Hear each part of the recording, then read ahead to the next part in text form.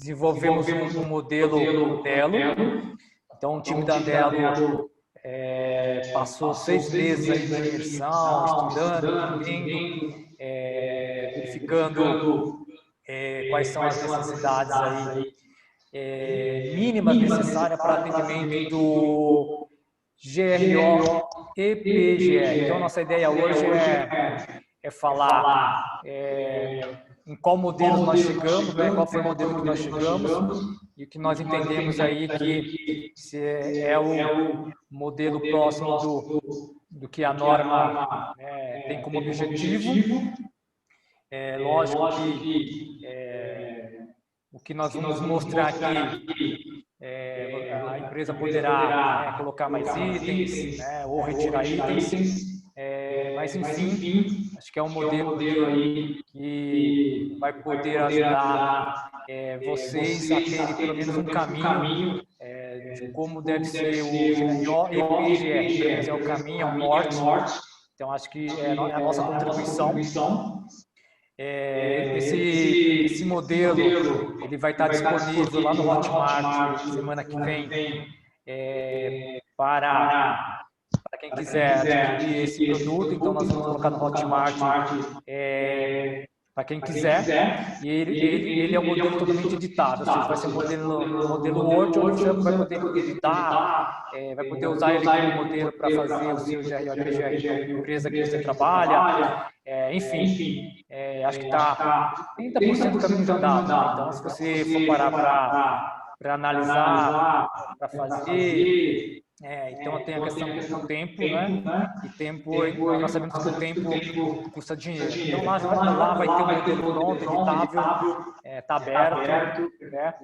E aí você vai poder usar a base, vai poder usá-lo para fazer o GRO e PGR da sua empresa, ok? Bom, então nosso tema hoje é sobre isso.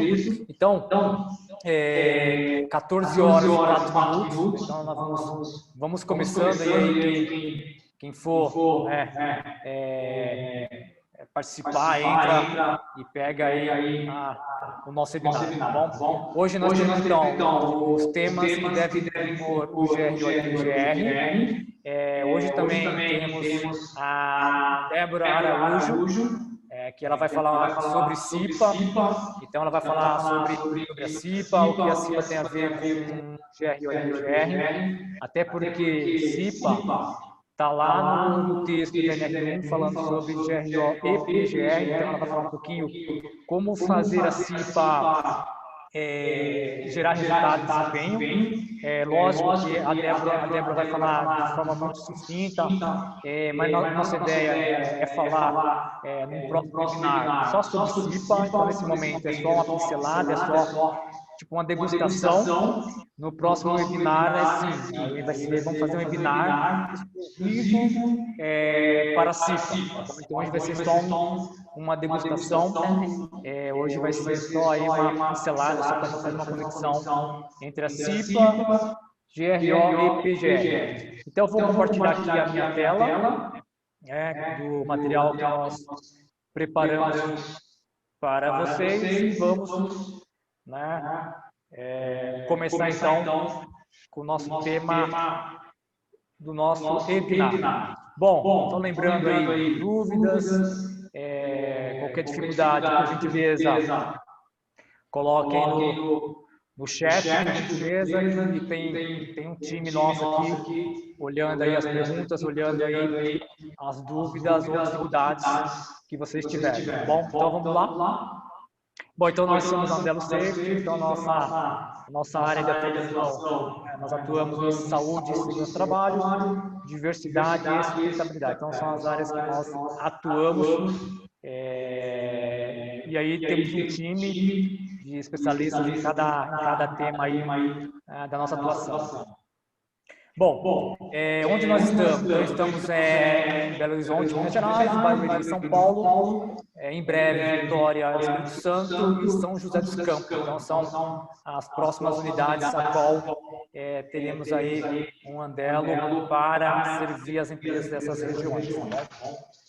Bom, no nosso time, então, eu, Marcelo Paiva, responsável pela área de sustentabilidade e inovação, o Anderson, responsável pela área de segurança do trabalho e higiene ocupacional, a Gisele, responsável pela área de saúde ocupacional e ergonomia, e hoje, né, a nossa convidada especial, Débora Araújo também, que em breve fará parte da nossa equipe. Bom, o que temos que entender, né? Qual é a função do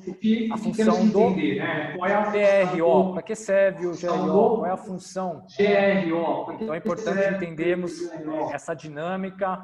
A partir do momento que você entende para que serve o documento, para que serve o programa, fica mais fácil, né, de entender, fica mais fácil de fazer aí o trabalho de implantação e elaboração. Bom, então o GRO tem como função o processo e a estrutura, ou seja, é necessário que você entenda qual é o processo que você vai utilizar para garantir o desempenho e sucesso do PGR. Então, quais são as ações, quais são o modelo de gerenciamento e a estrutura é tudo aquilo que você precisa para que o GRO e o PGR seja implantado de forma a trazer sucesso. Então, a norma fala, né, no texto da NR1 que o GRO e o PGR eles serão aí acompanhados pelo desempenho. Então, o que é desempenho? Desempenho é os meus riscos levantados e o quanto eu consegui eliminar de risco, neutralizar de risco, reduzir acidente, reduzir morte no trabalho. Então, a ideia do GRO e PGR é fazer com que as empresas elas tenham uma melhor gestão da segurança do trabalho. Haja visto que o PPRA, desde a sua implantação, ele não trouxe nenhum resultado expressivo, né? Não trouxe nenhum resultado. Hoje, as documentações são documentações estáticas, ou seja, a empresa faz o PPRA e muitas vezes, né, nós sabemos que o documento é engavetado e aí o documento só é visto quando está vencendo ou quando tem uma perícia, ou quando teve um acidente, ou quando tem uma fiscalização. Né? Fora esses momentos, esses documentos eles ficam lá na gaveta e eles não têm efetividade no sentido de trazer resultado, trazer redução de acidentes. Então, no Brasil, por ano, 2.000 trabalhadores morrem por ano no trabalho. São muitas pessoas que saem de suas casas e não voltam mais porque morreram no trabalho, sem falar de mais de 600 mil acidentes do trabalho por ano no Brasil. Então, essa conta é uma conta muito pesada para a sociedade, uma conta muito pesada para o país. Então, pensando nisso, foi feita aí uma revisão na NR1 e aí a norma agora estabelece que a empresa faça o gerenciamento. Então, se nós pegarmos a palavra gerenciamento, só é possível gerenciar aquilo que eu conheço. Aquilo que eu não conheço, eu não consigo gerenciar. Então, para que você possa gerenciar, você precisa conhecer. E esse conhecimento dos riscos, eles virão através do PGR, onde vai ter lá o inventário de risco, vai ter outras ferramentas para que os riscos se tornem conhecidos e gerenciados. Então, a função do GRO é dizer como será gerenciado os riscos e qual estrutura que a empresa precisará ter para gerenciar esse risco. Tá? Então, unir processo e estrutura, e isso vai desencadear o desempenho e sucesso do PGR. Acho que o microfone está dando eco aí, né, pessoal? Então, peraí, deixa eu mudar aqui o microfone. Vê se melhorou, pessoal. Vê se melhorou aí o eco do microfone. O pessoal estava falando aqui no chat que tá melhor agora. Eu dei eu desci um pouquinho mais para baixo para ver se dá uma melhorada. Por favor, coloque no chat aí se está melhor aí essa microfonia. Bom, então o pessoal está acompanhando aqui no chat para ver se melhorou, tá bom? Se tiver tudo ok, dá um ok aí para nós continuarmos. Então vamos só resolver aqui a microfonia.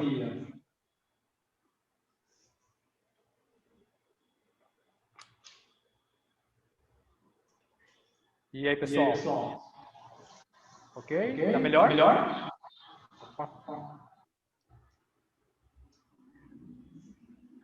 Então vamos só aguardar o pessoal. Tá bom? Bom, ok. Bom, acho que agora acho que deu uma melhorada. Acho que está com menos microfonia, então vamos continuar. Bom, obrigado aí pela informação. Então, como eu estava falando, então o GRO tem por essa função processo e estrutura. Bom, o que a norma NR1 estabelece quanto ao GRO? Então, o GRO é gerenciamento de riscos ocupacionais. No item 1.5.1 fala que o disposto nesse item deve ser utilizado para fins de prevenção e gerenciamento de riscos ocupacionais. Então, esse é o único item na norma falando do GRO. Então, tem muito mais itens falando do PGR, e no GRO só tem esse item. E aí a norma não estabelece um modelo padrão, né, que a empresa deve seguir. Então, o modelo que a empresa ou o profissional de segurança do trabalho vai utilizar vai ficar a critério profissional ou da empresa. Okay? Talvez algumas empresas vão ser mais agressivas nesse modelo, outras serão menos agressivas, né, mas a norma não estabelece um padrão. Bom, com base nessa informação e nessa diretriz, nós da Andelo criamos um modelo de GRO e PGR, e aí nós entendemos que gerenciamento ele precisa ser robusto, né, para que traga resultado, e aí o nosso modelo, que eu vou compartilhar com vocês, então aqui já é o sumário técnico do nosso modelo. Então o primeiro item, nós falamos das definições, então todos os termos utilizados no documento está em definição, até para que as pessoas leigas, um diretor, um gerente, a hora que for ler o documento, ele entenda o que aquele termo quer dizer. Aí depois vai vir a apresentação do GRO, então são os temas que compõem o GRO, então lá vai ter o objetivo, o desenvolvimento, como o GRO foi desenvolvido, vai vir as responsabilidades, então isso é um item extremamente importante. Quando você tem um gerenciamento, esse gerenciamento precisa ter os responsáveis. E dentro das responsabilidades, nós criamos uma matriz de responsabilidade. O que é essa matriz? Então, essa matriz vai dizer qual é a responsabilidade do diretor, qual é a responsabilidade do gerente, qual é a responsabilidade do supervisor, do líder, dos colaboradores da operação. Então, nessa matriz, vai estar lá em evidência que cada pessoa na empresa terá sua responsabilidade quanto ao gerenciamento. Se nós colocarmos o gerenciamento e cuidado da segurança aos profissionais de segurança do trabalho, não vai dar certo, não vai dar resultado, porque tudo que acontecer, ou tudo que precisar ser feito, vai ser direcionado para os profissionais de segurança do trabalho. Nós sabemos que os profissionais de segurança do trabalho sozinhos não conseguem fazer prevenção e segurança. Então, a matriz de responsabilidade é compartilhar essa responsabilidade com todos. Então, nós criamos essa matriz e cada pessoa da empresa saberá qual é a sua responsabilidade. O outro item é o comitê gestor. Então, qual que é a ideia do comitê? Então, a ideia do comitê é ter pessoas nesse comitê apoiando a implantação e a elaboração do GRO. Então, no comitê nós teremos responsável por manutenção, responsável por RH, responsável pela área financeira, vamos ter presidente da CIPA, CIPeiros, e esse comitê vai ajudar a segurança do trabalho quanto ao gerenciamento, né, de riscos ocupacionais. Então, por exemplo, estamos com dificuldades para fazer uma ação de manutenção. Então, dentro do meu comitê, eu tenho o responsável pela manutenção, então nessa reunião ele já vai dizer qual é a dificuldade, qual é o prazo que precisa fazer para resolver uma ação de manutenção. Tem uma ação ligada ao RH. Então, esse comitê gestor é o comitê que vai ajudar no gerenciamento do GRO. Dessa forma, então, toda essa carga de trabalho vai ser distribuída, né, para que cada um fique responsável por uma atividade e com isso, todos conseguem entender, né, qual é o seu papel dentro do GRO e assim a gente ter o melhor gerenciamento.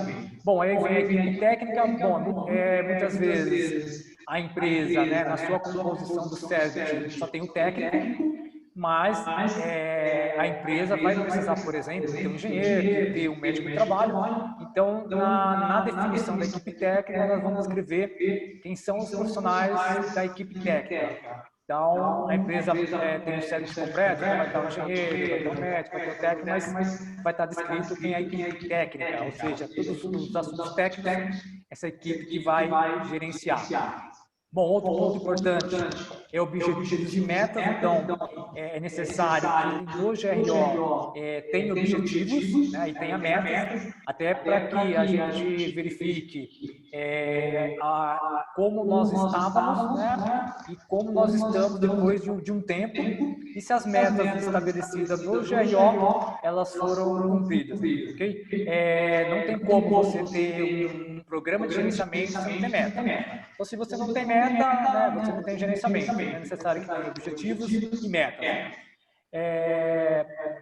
Aí no próximo item, aí vai ter um quadro lá dos objetivos e metas, né? Então vai estar lá descrito quais são. Temos um ciclo de melhoria contínua, o PDCA. Então nós vamos ter que trabalhar com o PDCA. Então o PDCA é lá o planejamento, execução, verificação. Então, no GRO, nós colocamos o PDCA como uma ferramenta para avaliar esse ciclo de melhoria. Também colocamos a política de segurança e saúde. Então, no gerenciamento, é necessário que haja uma política de segurança. A política de segurança, ela é o norte, né, que a gente fala que é uma ação top-down. Imagine quando você tem um diretor, o presidente da empresa, dizendo que segurança é importante, que saúde é importante, e validando essa importância, isso dá muito mais força para a segurança do trabalho, isso dá muito mais força para que as normas de segurança sejam atendidas. Então, é necessário que haja política de segurança e saúde do trabalho. Bom, o último aqui é o indicador de desempenho. Então, são os KPIs. Então, é necessário que haja os indicadores, né, os KPIs, para que esse gerenciamento seja medido. Então, nós teremos aí os indicadores reativos e indicadores proativos. Os indicadores proativos são todas aquelas ações preventivas, treinamentos, diálogo de segurança, ações de comitê, campanha, ou seja, tudo que eu fizer de forma preventiva, isso vai me gerar um indicador. Indicador reativo é um indicador que nós não gostamos, né? Porque indicador reativo são todos os eventos que já ocorreram, então acidentes com afastamento, sem afastamento, lesões. Então, nós não queremos indicador reativo, né? Então, a nossa ideia é trabalhar sempre com indicador proativo, mas é necessário que haja aí nossos indicadores de desempenho. E aí, auditoria interna. Então, a auditoria interna, ela pode ser feita pelos membros do comitê gestor. Então, qual que é a ideia da auditoria? Então, a ideia da auditoria é verificar se as ações, né, definidas, as ações implantadas ou as normas estabelecidas estão sendo cumpridas. Muitas vezes, né, o técnico de trabalho, por uma carga de atividade, não consegue fazer uma inspeção diária, não consegue ter uma rotina de inspeção, e aí a ideia é ter uma auditoria interna, pegar pessoas de setores diferentes e fazer auditorias, que a gente fala de auditoria cruzada. Vou dar um exemplo. Eu sou do setor A e faço auditoria do setor B. Então, fazer essa auditoria cruzada para verificar, se as ações de segurança estão sendo atendidas. É super importante esse processo de auditoria, porque no processo de auditoria vai estar mostrando o quanto as ações de segurança elas estão sendo feitas de forma correta. E aí também é possível nós fazer a medição do nosso desempenho de segurança. Lembrando que o GRO e o GR, ele vai estar sempre ligado a desempenho. Então, por exemplo, o auditor fiscal do trabalho vai chegar na empresa, ele vai pedir lá o PGR, vai querer ver lá o inventário de risco, vai querer ver o plano de ação e, com certeza, né, absoluta, ele vai querer ver o seguinte: bom, qual o desempenho dessa empresa? Vocês levantaram 50 ações, das 50 ações, quantas ações vocês conseguiram fazer, conseguiram implementar, enfim. Então, as empresas serão acompanhadas pelo indicador de desempenho. Então, ter a auditoria interna é super interessante para garantir que o processo está sendo realizado, que as ações de segurança estão sendo ali cumpridas nos locais de trabalho. E aí, nós temos um modelo, o nosso modelo GRO, vai ter um quadro lá dizendo qual a frequência, qual é a sistemática, como que deve ser feito. No nosso modelo lá, vai ter um quadro para colocar o nome dos auditores internos, onde cada um vai fazer a sua auditoria. O item 2.8, nós colocamos que é reunião de análise crítica. O que é essa reunião? Essa reunião é o seguinte: após as auditorias realizadas, os auditores internos vão trazer as informações do que eles viram, e essas não conformidades elas serão tratadas nessa reunião de análise crítica. Então, vou dar exemplo aqui. O setor A deveria ter feito 5 ações, só fez uma. Então, nessa reunião de análise crítica, onde o diretor, o gerente, tem a participação obrigatória, porque eles são os decisores. Então, nessa reunião, eu preciso ter pessoas decisoras. Porque se eu não tiver pessoas decisoras, qualquer tema que eu levar na reunião, e aí se não tiver uma decisão, uma ação de decisão, não vai ter muito efeito prático. Então, nessa reunião de análise crítica, é necessário que os decisores estejam presentes. Então, os auditores vão trazer as não conformidades. Nessa reunião, é necessário criar uma escala de não conformidades maiores, ou seja, aquelas não conformidades críticas, e essas não conformidades críticas serem tratadas primeiras, e aí, tendo lá os decisores, será tomada a decisão de como resolver essas não conformidades. Tá? Então, essa reunião de análise crítica, ela é super importante nesse processo, porque é o seguinte: se eu não tiver um decisor lá, um gerente, um diretor, participando desse processo de gerenciamento, nós vamos voltar ao efeito PPRA, vamos voltar ao efeito de ter um documento com muitas páginas, porém sem efetividade. Então, vai continuar acontecendo acidente, vai continuar tendo incidentes críticos, a empresa vai continuar sofrendo processo trabalhista, ou seja, vai continuar a mesma coisa. E a ideia da norma é que haja uma mudança. Então, reunião de análise crítica é algo extremamente estratégico e importante nesse processo. E aí, no nosso documento tem um quadro lá, onde nós sugerimos quais são os cargos obrigatórios nessas reuniões, né? E aí, cada empresa vai colocar lá quais são os cargos, né, estratégicos importantes nesse processo.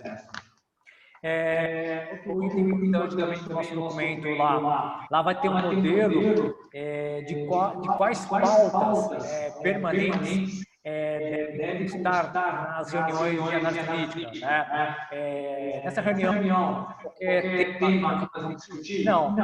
Lá tem quais são os itens da pauta. Lembre-se que nessa reunião vai estar lá os diretores, gerentes, então a nossa ideia é ter algo bastante objetivo, né?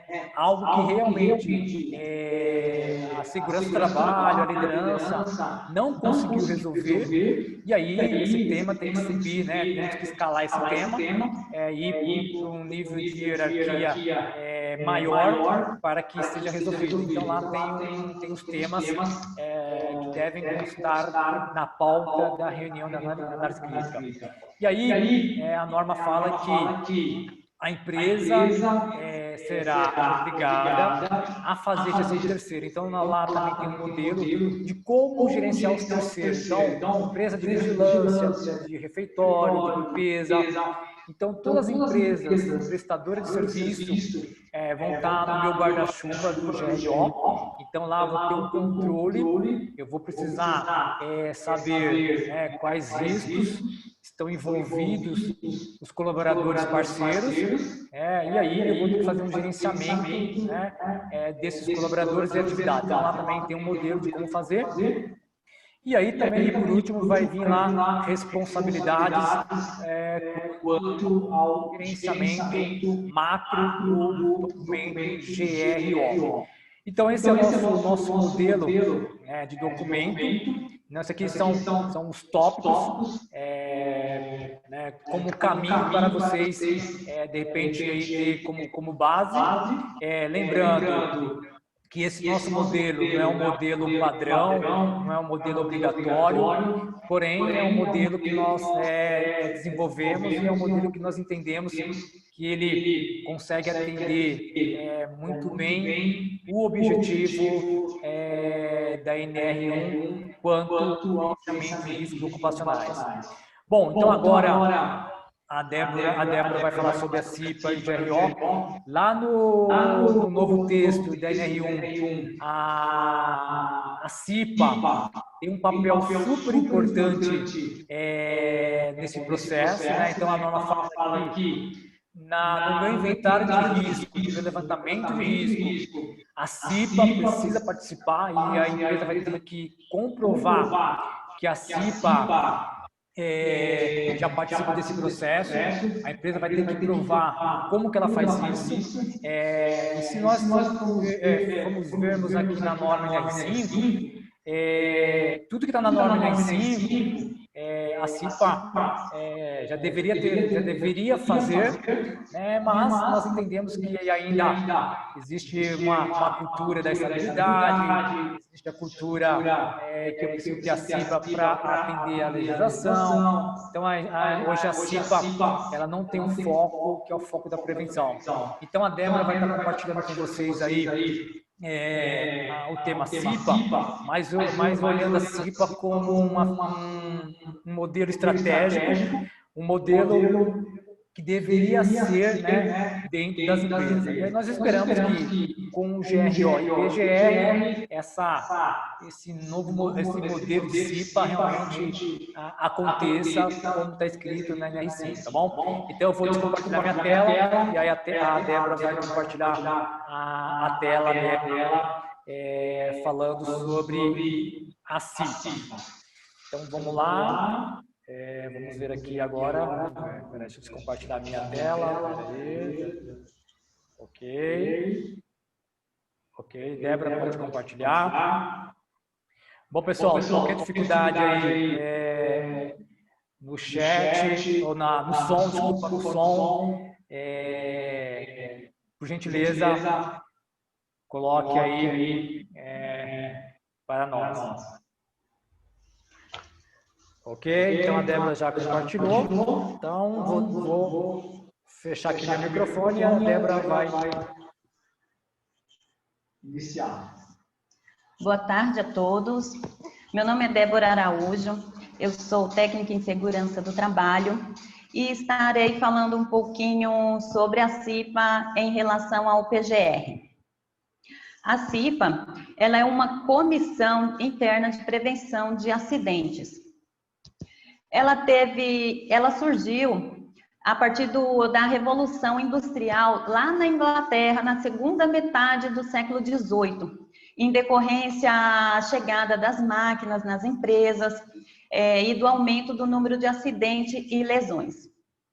Já aqui no Brasil, a CIPA, ela nasceu em 1944, mais precisamente no dia 10 de novembro, durante o governo Getúlio Vargas.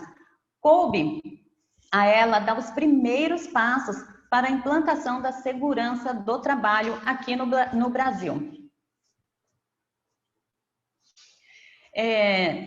Quais são os objetivos da CIPA?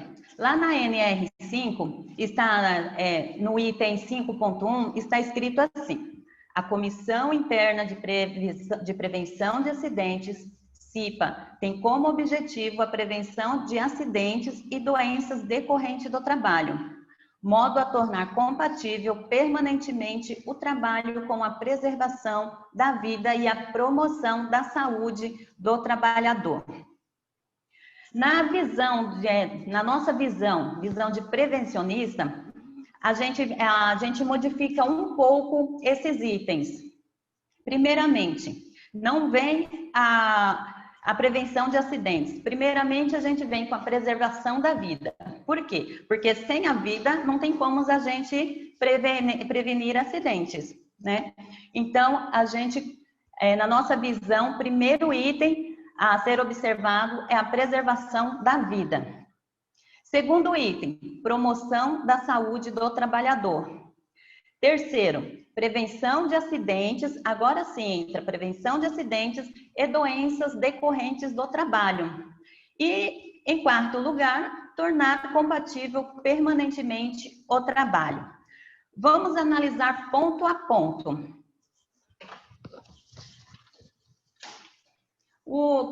Quando a NR5 fala sobre a preservação da vida, ela amplia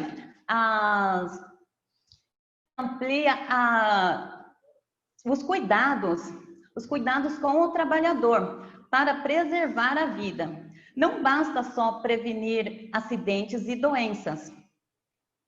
Já quando a NR fala sobre a promoção de saúde, ela também está se referindo a algo bem maior. Então, não basta preservar a vida. Deve-se promover a saúde. Isso fica explícito no item 5.16, que trata das atribuições da CIPA, principalmente quando fala que a CIPA deve promover anualmente, junto com o SESMIT, a Semana Interna da Prevenção de Acidentes do Trabalho, que vem a CIPAT, ou quando fala que a CIPA deve participar anualmente em conjunto com a empresa de campanhas de prevenção, tipo da AIDS e outras campanhas. Essas são ações que vão além da prevenção de acidentes e doenças do trabalho.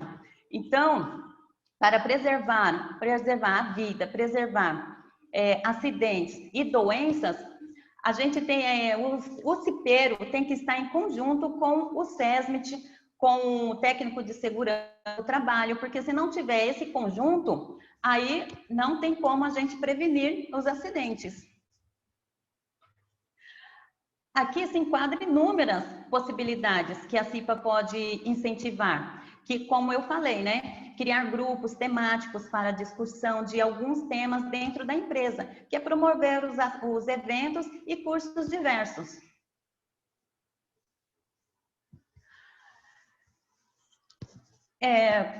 Falando de um pouquinho de prevenção do acidente. Aí eu não previno acidente do mesmo jeito que eu previno doenças. Olha, para se prevenir acidentes, no geral, com uma boa inspeção, eu consigo um bom resultado, ou seja, com uma boa vistoria bem feita e bem detalhada, criteriosa, eu consigo resultados muito bons.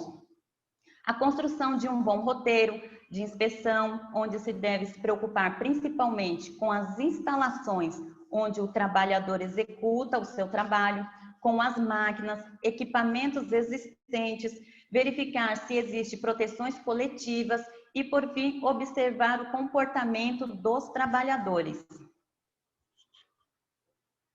Agora, para prevenir doenças, já muda um pouco de figura. No geral, é bem mais complexo uma vistoria, ainda bem conduzida, geralmente não é suficiente para prevenir doenças. O cipeiro ele tem que ter uma boa noção dos agentes extensores, ou seja, dos tipos de risco. Para isso, o tratamento tem que ser bastante eficiente no módulo higiene ocupacional.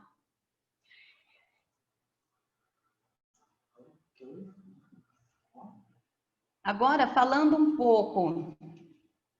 Só um minuto, calma aí. Travou aqui um pouquinho, mas só um momentinho. Só um momentinho, porque deu uma travadinha aqui, mas vamos verificar aqui.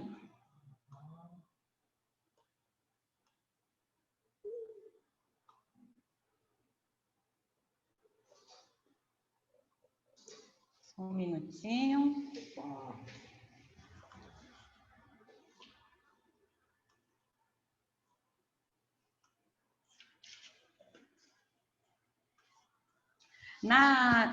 Enquanto isso, eu vou fazer uma pergunta para vocês. Respondam no chat. Na visão de vocês, vocês já tinham essa visão do objetivo fim da CIPA? Se era nesse mesmo contexto? Porque lá na NR5 fala primeiro em prevenção de acidentes. E vocês, o que vocês acham sobre isso? Está certo lá, primeiro vem prevenir acidentes ou primeiro é preservar a vida? O que vocês acham? Respondam para mim.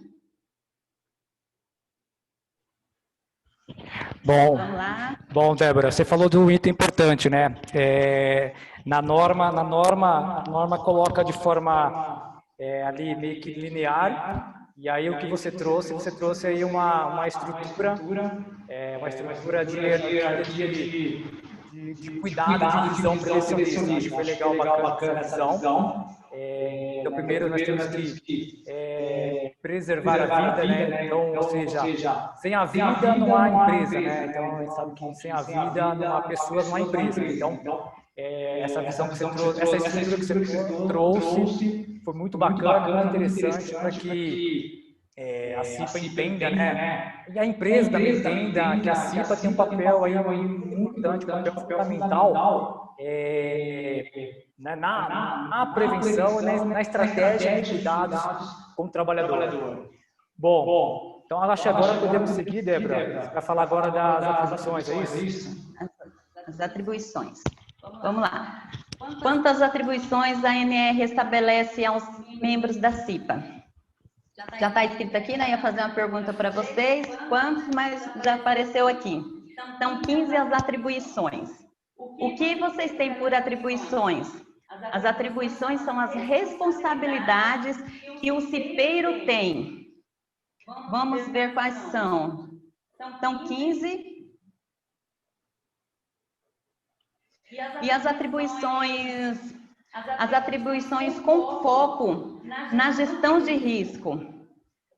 Vem a primeira, que é a letra A, que são 15, né? Vai da A até a P, até a letra P.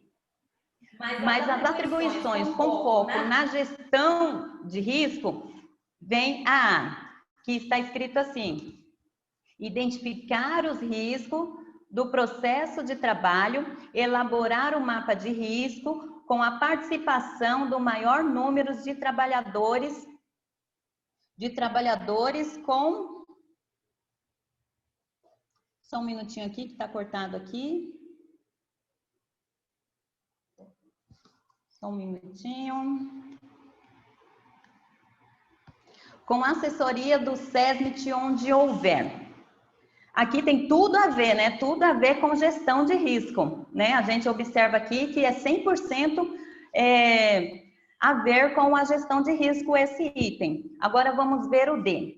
Realizar periodicamente verificações nos ambientes e condições de trabalho visando a identificação de situações que venham a trazer os riscos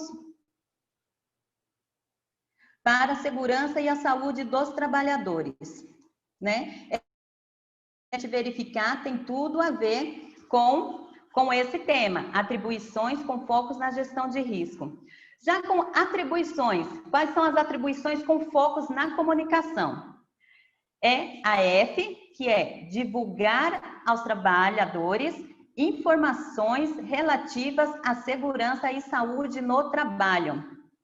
Tudo a ver também, 100% com foco na comunicação, que seria reunir avisos em quadros, né?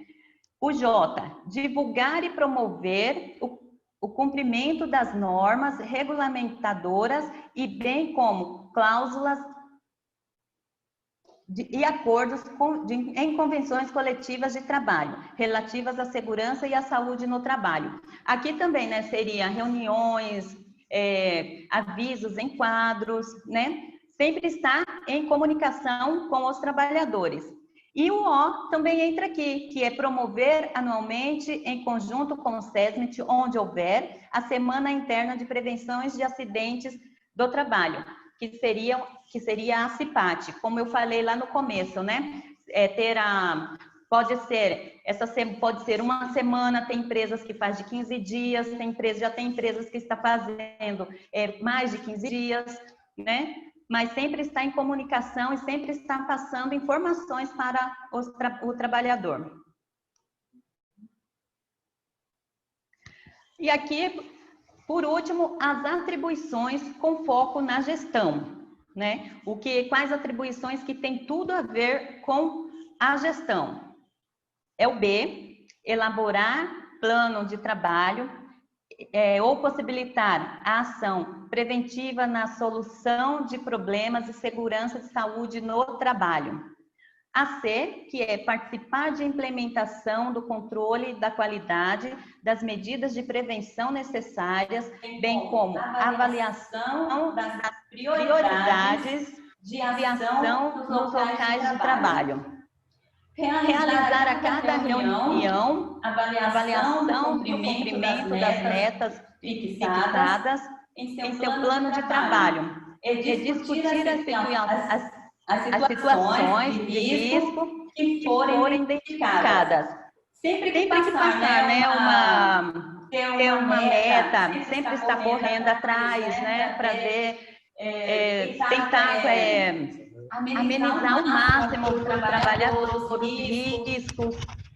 Aqui é o M, o último M, requisitar ao empregador e analisar as informações em questão que tenham interferido na segurança dos trabalhadores, né?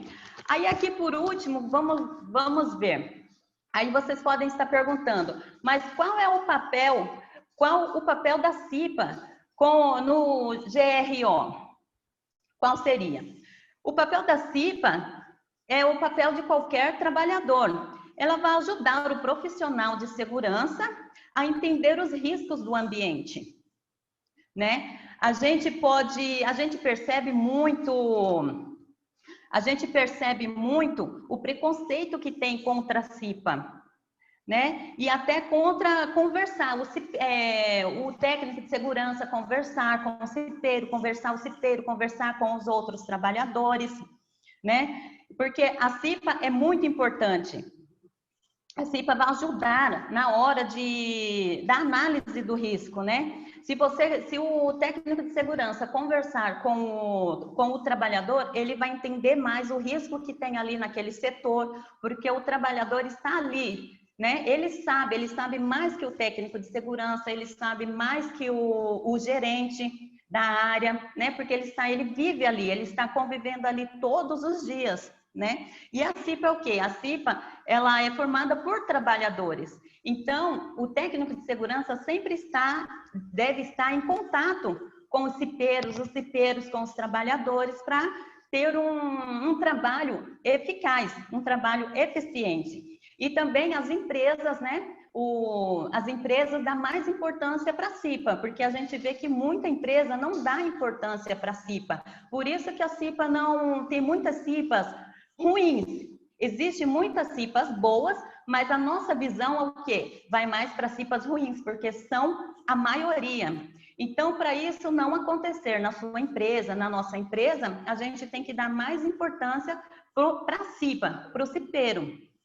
A gente tem que pegar, não é só dar aquele treinamento, né, de 20 horas, tem que pegar ali na mão da CIPA, tem que ajudar a CIPA a fazer um plano, entendeu? Quando o técnico de segurança for fazer alguma coisa, chama um cipeiro para participar, para dar importância, porque quem não gosta de se sentir importante, não é verdade? Então, a CIPA é a mesma coisa, e se ela participa, ela vai ajudar, porque a gente ajuda o quê? Onde a gente participa, onde a gente tem participação. Se a gente não tem participação, a gente não vai querer ajudar, né? Não é verdade? Então, aí fica assim, aí fica aí a minha apresentação. Vou estar passando para o Marcelo Paiva, que vai estar continuando. Muito obrigada. Obrigada a todos que participaram. Tá? Pode mandar suas perguntas que nós vamos estar respondendo no final. Ok? Muito obrigada. Sai aqui, é stop. Bom, pessoal, espero que vocês tenham gostado aí da explicação da Débora, foi muito boa. Esse é um trabalho que nós da Andelo fazemos no curso de formação de cipeiros. Então a gente puxa ao máximo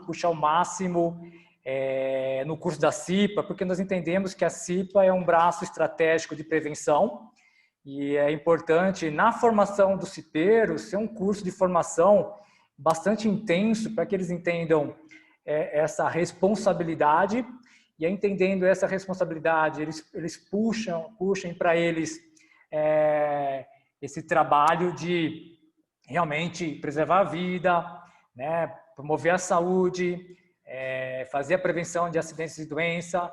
E a ideia, né, conforme a norma NR5, a Débora falou, é que o trabalho ele seja compatível, né, de forma permanente, ou seja, o trabalhador vai chegar para trabalhar, ele vai embora com saúde e segurança, ele vai voltar no outro dia. Então a ideia é que a gente tenha aí um trabalho contínuo e não um trabalho descontinuado, porque um trabalhador sofreu uma lesão muito grave, veio a óbito.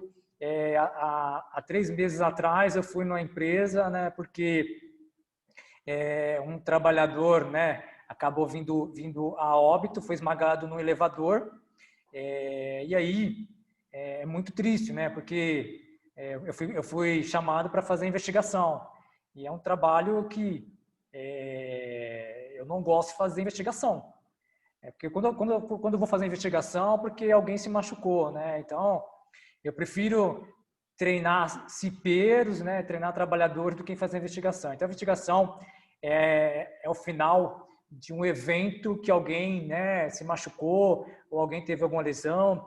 E quando tem um acidente muito grave, seja uma fatalidade ou um acidente que o trabalhador ficou inválido, nós temos que sempre pensar, né, que atrás desse trabalhador, da trabalhadora, tem uma família, tem filho, tem esposa, né? Existe toda uma cadeia de dependência daquele trabalhador, daquela trabalhadora, né?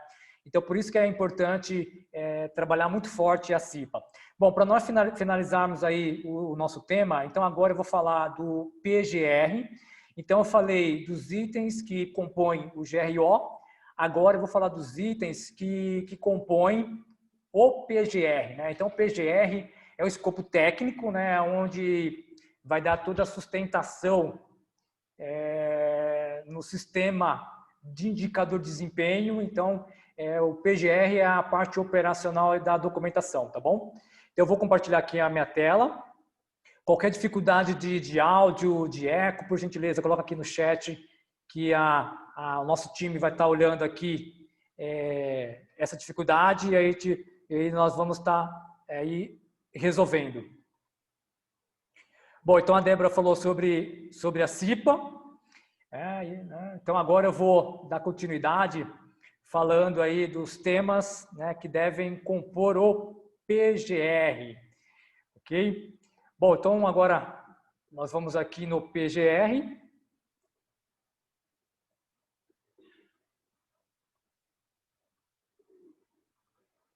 Bom, então o nosso modelo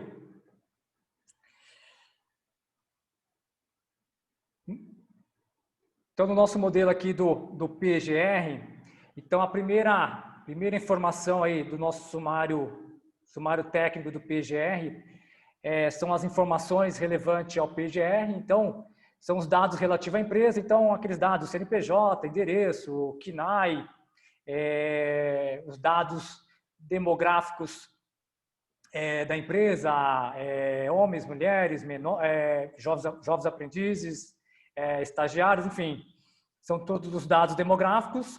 E aí vem os dados iniciais, né, relativos ao PGR. E aí vem a apresentação do PGR, aí é uma descrição do que diz a norma, né, do que a norma pede, vem nessa apresentação. E aí vai vir o objetivo do PGR, vai vir o desenvolvimento, né, do PGR, campo de aplicação, onde ele vai ser aplicado. Então, a norma fala que a empresa pode fazer pelo estabelecimento ou por uma atividade específica. Então, a gente vai dizer qual é o campo de aplicação. E aí vai vir o inventário de risco. Então, o inventário de risco é um item muito importante. Uma coisa é levantamento de riscos, outra coisa é inventário, né? Então, a hora que a gente falar a palavra inventário, o que é inventário? No inventário, você coloca tudo que você tem. Então, aqui é muito importante a atenção e o cuidado de quem vai fazer o inventário. Vou dar um exemplo.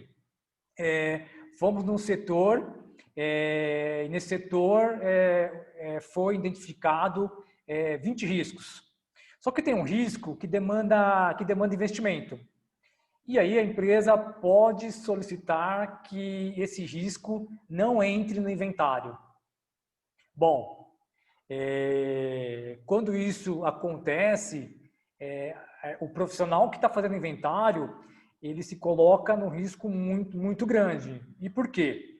Porque a norma fala o seguinte, após feito o meu inventário, e aí após fazer meu plano de ação, se tiver um acidente, né, dentro da empresa, eu vou ter que rever o meu inventário, ok?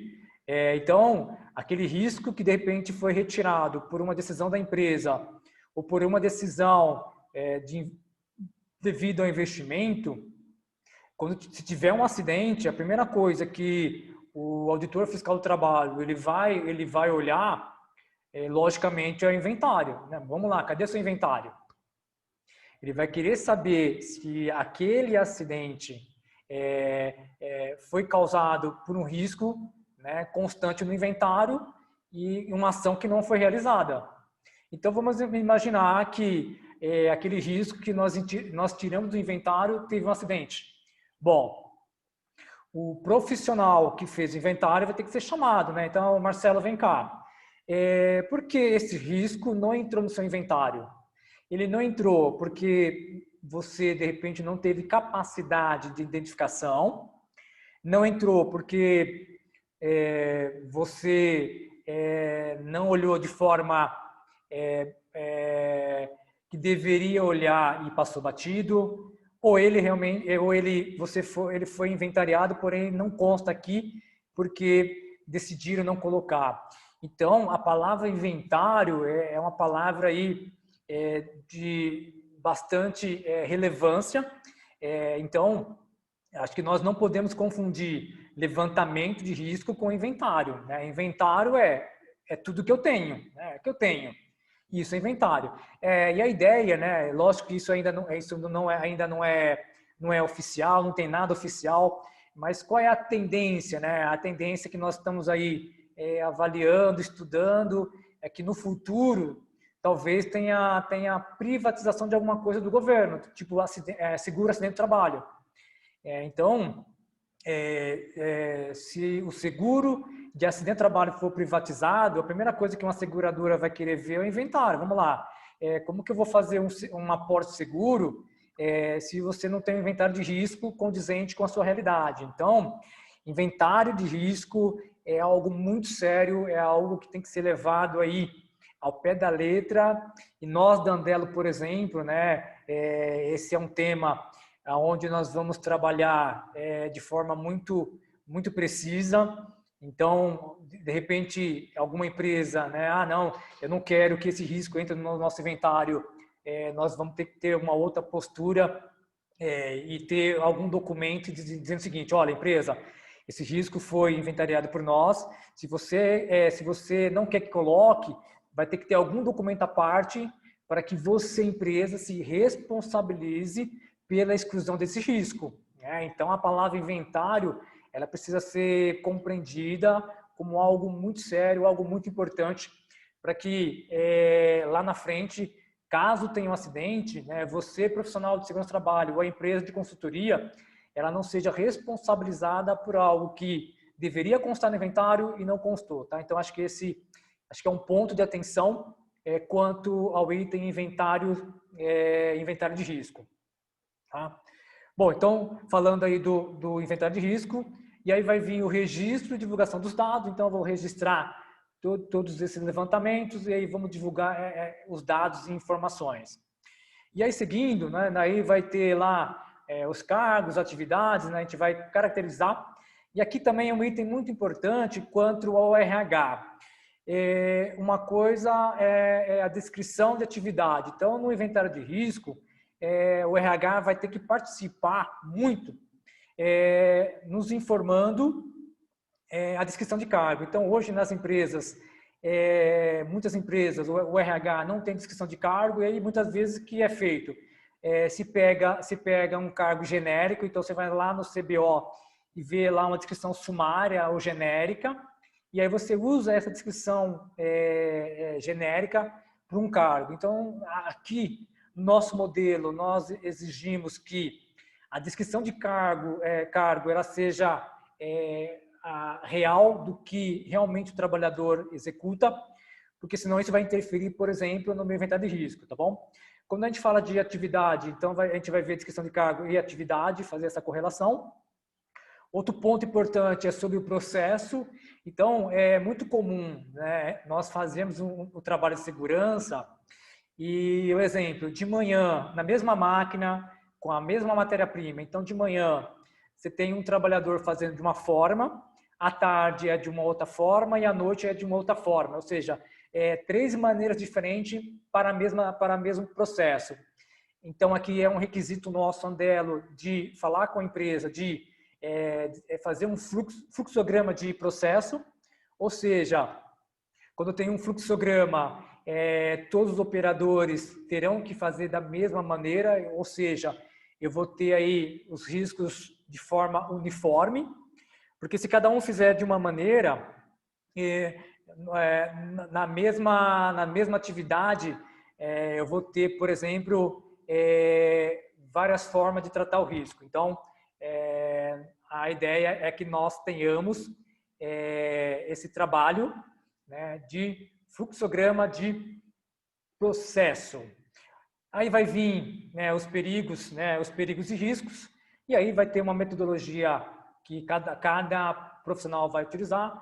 Hoje nós podemos usar o FEMEA, podemos usar o 6M, matriz de Guth, enfim. Aí fica a critério de cada profissional usar essa matriz de risco. Nós vamos usar o modelo FEMEA, porque nós entendemos que o FEMEA é o modelo que melhor se aplica à nossa metodologia. E aí nós vamos falar da exposição, né? O quanto aquela exposição, em qual graduação. A exposição do trabalhador setor A é uma exposição alta, do setor B é média. Por quê? vamos ter que ter uma priorização. Ou seja, no nosso plano de ação, nós vamos começar a trabalhar com os riscos de maior potencial e aí nós vamos descendo essa escala para o menor potencial, até para que a gente consiga priorizar. Porque a empresa não vai conseguir tratar todos os riscos de forma imediata. Então, isso é impossível de fazer. Então, é necessário que haja aí uma priorização. E aí, vai ter aí a descrição das medidas de controle, né, que é onde vai entrar o que a empresa tem como medida de controle, o que a empresa precisa fazer para melhorar esse controle de prevenção. E aí a graduação dos fatores de riscos ambientais, né, como já falei, que nós vamos estar priorizando. E aí vai vir os indicadores, né, quais são os indicadores que nós vamos utilizar. No nosso modelo, nós teremos indicadores proativos e reativos, então para nós até fazer um cruzamento de informações, né? Bom, quando a empresa ela tem várias ações preventivas, o meu indicador reativo, ele diminui ou ele aumenta? Então, esse vai ser um comparativo para verificar o quanto a empresa está fazendo de ações preventivas e o que está refletindo nas reativas. Então, vamos ter esse comparativo. E aí vai vir, né, os treinamentos, né? Quais são os treinamentos que precisam ser realizados com base no inventário de risco, e aí a investigação de acidente, que, né, a norma pede para que as empresas, dentro do seu programa de PGR, todo acidente seja investigado. Na nossa metodologia, nós colocamos incidentes. Nós entendemos que os incidentes são aqueles que não têm lesão. Eles precisam ser investigados para que não haja acidente, então nós colocamos incidentes para que eles sejam tratados e nós não chegamos no acidente.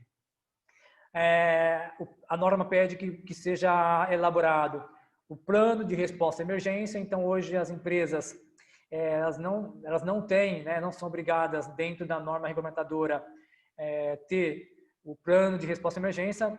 Já no PGR já serão obrigadas. Acho que é um item importante.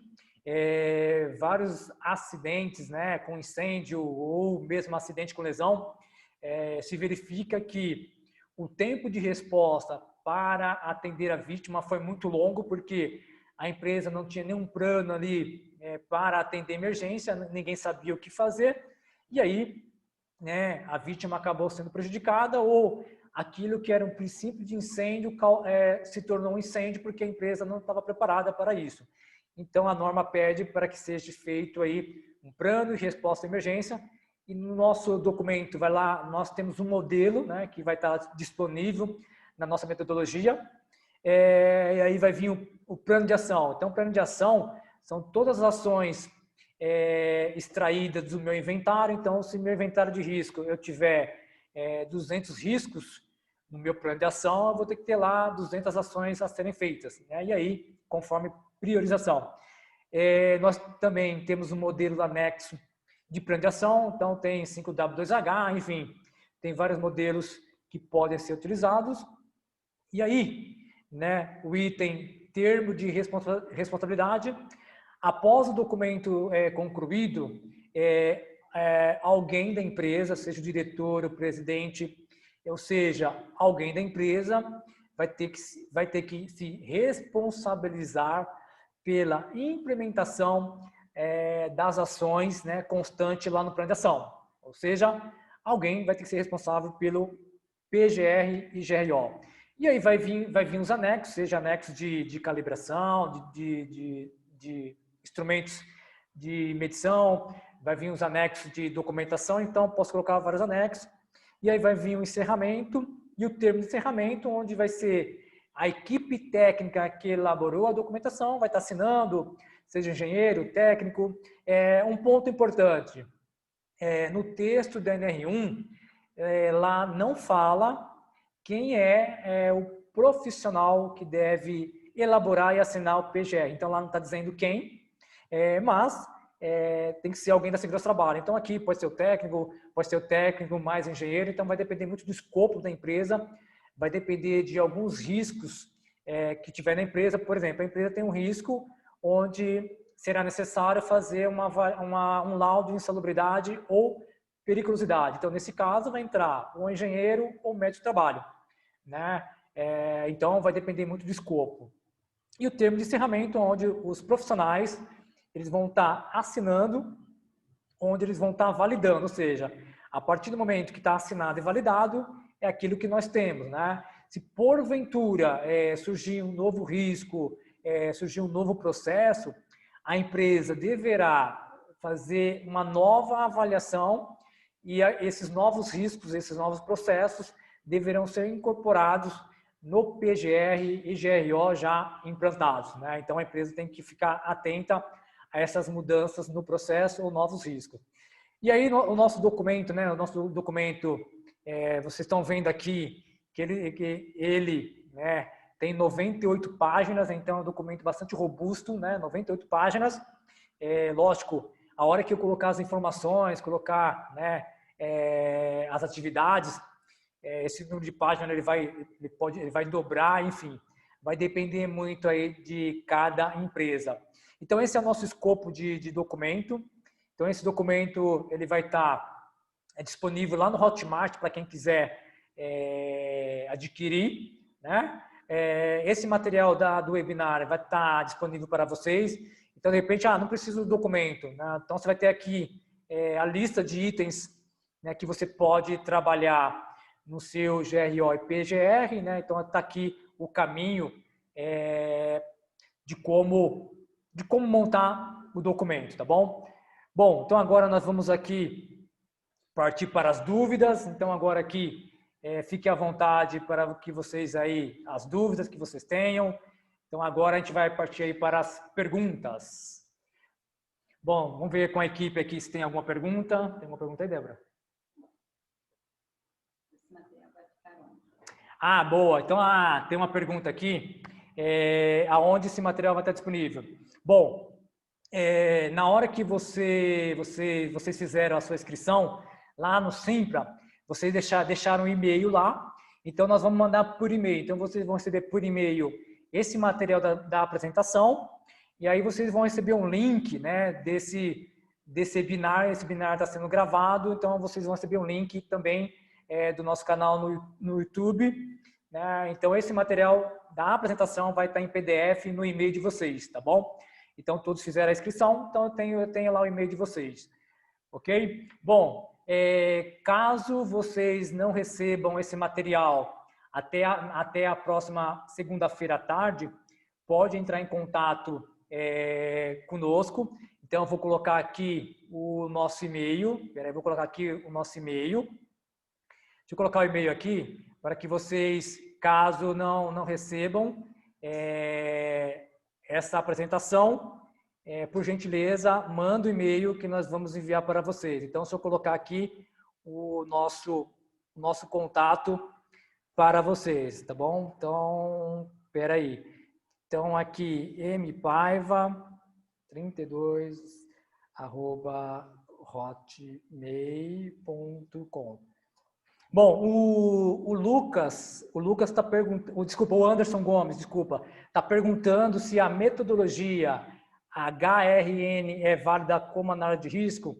Sim, ela é válida. Lá no texto da NR1, quando fala lá da metodologia de avaliação de risco, a norma deixa livre.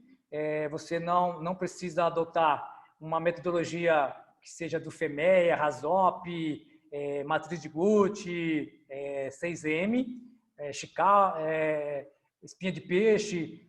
Então, lá não está dizendo qual é a metodologia, então você pode usar qualquer metodologia que seja aplicável e que você consiga identificar né, qual é a graduação daquele risco. Então, você pode usar qualquer metodologia.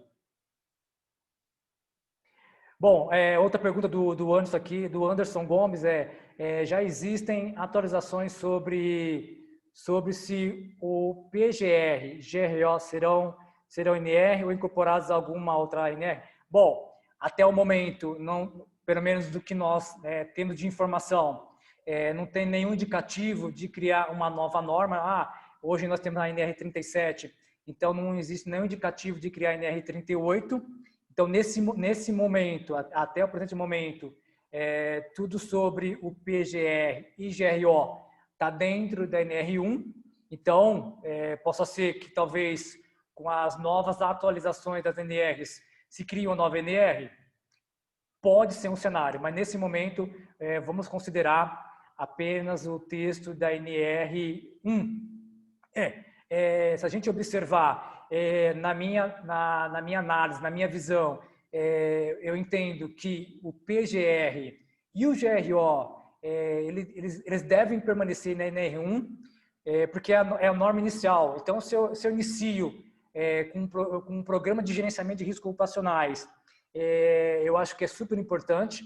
Eu entendo que a NR1 é uma norma universal. Se é um mercado, se é uma metalúrgica, siderúrgica ou química, acho que não importa o segmento, a NR1 ela é aplicável a qualquer segmento. Então, eu entendo que ela deve permanecer na NR1.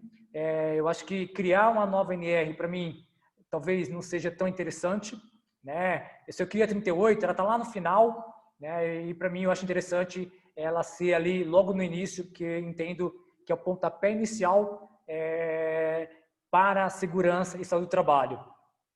Bom, eu espero ter respondido a sua pergunta, Anderson. Caso você queira, de repente, colocar um outro ponto de vista, fique à vontade. Aqui é uma análise, tá?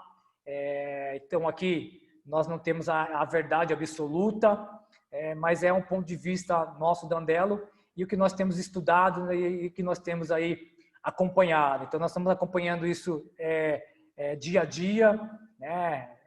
Vendo quais são essas mudanças. E aí, qualquer mudança que tiver quanto ao PGR e GRO, nós vamos estar informando para vocês via e-mail, a gente vai estar colocando no nosso canal. Nós temos um canal que eu vou colocar aqui para vocês no nosso canal, tem vários vídeos. Então, nosso canal é Papo de SST no YouTube. Então, toda semana nós temos uma entrevista com um profissional da área. Nós temos aí vídeo explicando como fazer o dimensionamento da CIPA. Então, tem vários materiais. Então, quem ainda não se inscreveu no nosso canal, se inscreva. Então, vou escrever aqui. Então, o canal, né, chama Papo de SST.